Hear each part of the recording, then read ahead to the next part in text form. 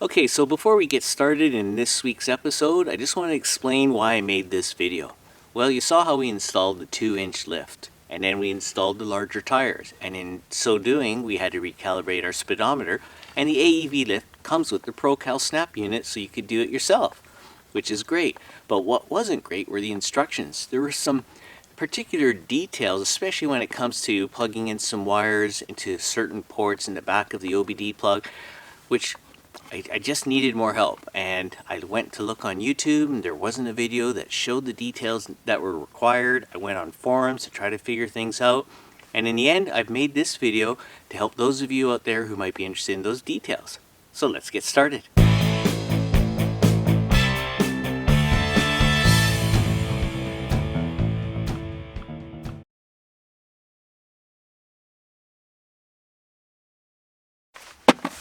Well, here's the ProCal unit. There's not much to it. There's the manual, there's this length of wire, and then the ProCal module itself. Now it's this length of wire where a lot of instruction is missing.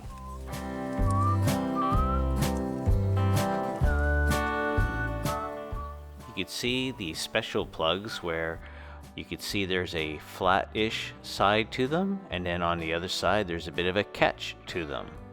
And it's these characteristics that are important to know when you're plugging them in. Now the instructions don't give you any details about that, but I will in this video. And then of course at the other end of the wire there's this other plug. It's a white plastic asymmetrical plug, where at the end there's a larger square type shape, and then further to the top of the plug there's another square shape. But that'll help you orient the plug so it doesn't go in incorrectly, and I'll show you that in the video. The first step of the process is to remove the glove box.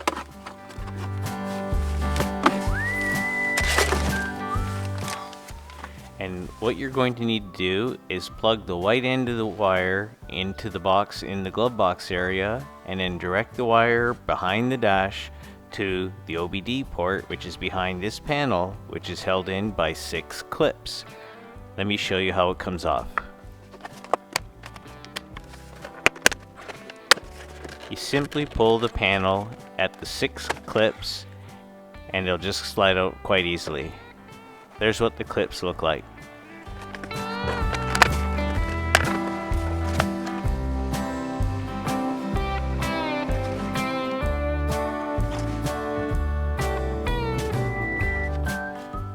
So with the panel removed, you can look under here and there you'll see the OBD port.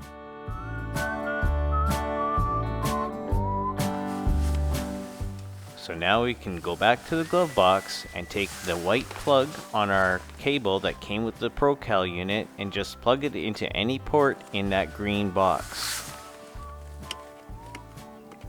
You can use any port in that green box. It'll just fit in one way, so you can't go wrong there.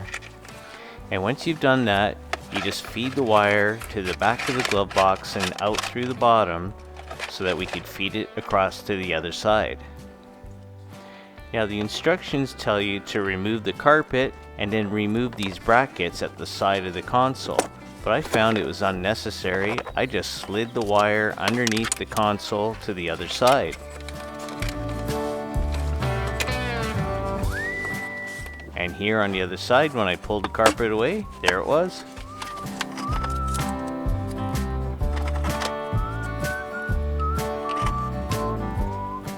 That was a lot easier. Now, to plug these 2 wires into the back of the OBD port, we have to squeeze the outer edges of the OBD plug and it'll just come out the back. And then we need to just spin it around to get access to all the wires that are plugged into the back of the OBD plug. It's back here where we will plug in 2 wires for the ProCal unit to access our Jeep's infotainment system to show our settings. Now, the instructions call for you to use a pick to unlock the side clamps on both sides of the OBD plug. This wasn't seen anywhere on the internet or on YouTube anywhere, so here it is, an exclusive Cheaper Jeeper TV feature. Have a look. These side clamps on both sides of the OBD plug, I believe, are used to hold the wires in place, and the orientation of that catch on the wire is an important part of the installation. So here is some more detailed instructions that will come in helpful to you. The two wires that you're supposed to plug in are labeled number 1 and number 9, and they are to be plugged into specific holes in the back of the OBD plug, which are impossible to see if they are labeled or not, and depending on how you turn that OBD plug around, you're not sure which is hole number 1 and which is hole number 9. This graphic is here to help you see where the 16 holes are. And if I have the OBD plug oriented properly, these are the numbers for each hole. But how do I know? What I learned on the forums are that different Jeeps have different options and the wires in the middle of the OBD plug could be different. But they all have a 12-volt source plug that goes into the one corner. And that corner is number 16. With this information, we now can orient the plug and know what numbers belong to what holes. And we now also know which holes are for wire number 1 and wire number 9. And the also very important tip that I shared earlier is to remember the orientation of the plug is very important. The flat-sided part of the plug is different than the catch side of the plug. So if the plug on the inset picture is for hole number 9, the flat side of the plug is to go along the inside edge of the hole for plug number 9. And conversely, the wire for plug number 9 would have the latch side facing the outside of the OBD plug so that the side latch can hang on to it.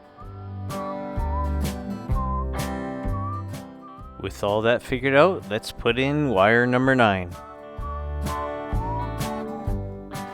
Now you'll have to make sure, as you see in the picture, with wire number 9 in place, that you pushed it very deeply all the way in, and hopefully you'll hear that click. And now the same for wire number 1, making sure that you push the wire in as deep as possible. And then be sure to close the side latches that you had opened earlier with the pick. So in reality, that was the hard part. So now we'll just reconnect the OBD plug in its mooring bracket, and we will test the ProCal SNAP unit now. By just pressing the ignition button 2 times to put it in the run position, when you plug in your ProCal module, it should flash green, indicating that all connections are proper.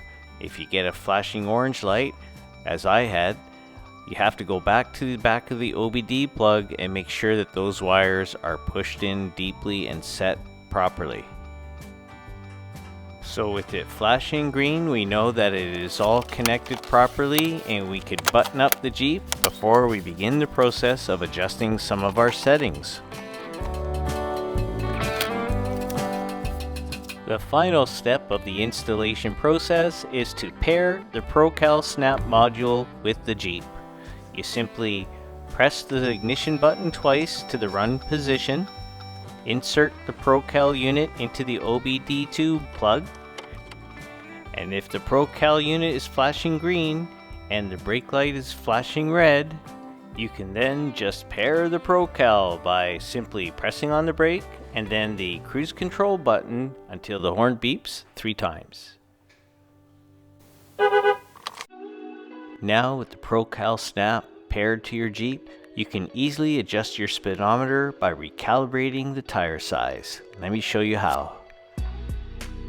With the Jeep in the run position and the ProCal unit installed, turn on your stereo and then click on the audio button to the bottom right. You then click on the equalizer button and then you'll see the bass, mid, and treble settings. and you would adjust these for the number of inches in diameter of your tire. So if your tire was 35 inches, you would put in 350 for the bass, mid, and treble settings. Then put your foot on the brake and hold your thumb on the Set Plus button at the top of the cruise control pad until you hear the horn beep 2 times. And that's all you have to do. Now you could just remove the ProCal from the OBD port, keep it in the glove box for when you want to do another adjustment, but now your speedometer has been adjusted for your tire size. So I hope you found that helpful. And now let's go on to our tip segment. Now for some cheaper Jeeper tips. This week's cheaper Jeeper tip has to do with tire pressure.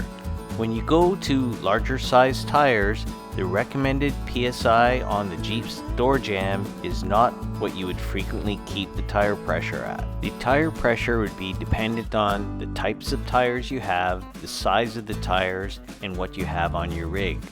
And to determine the proper pressure, people often use what's called the chalk test. And when you do adjust for that pressure, remember you have the ProCal SNAP that you can adjust the minimum threshold for your tire pressure sensor monitors. Now let's hear from our subscribers. And now for subscribers tips. This week's subscriber tip comes from the Wash a Jeep video. Hey Cheaper Jeeper TV, try the same 303 on the wheels. Also try Turtle Wax Hybrid Ceramic Series for the body. Signed, Ripped Bukta. Hey Ripped, I think I will try that 303 aerospace protectant on my new wheels. Never thought about that. Also, the Turtle Wax Hybrid Ceramic Series for the body idea. I've seen lots of good reviews, so I may have to try that out as well. Thanks for the tips.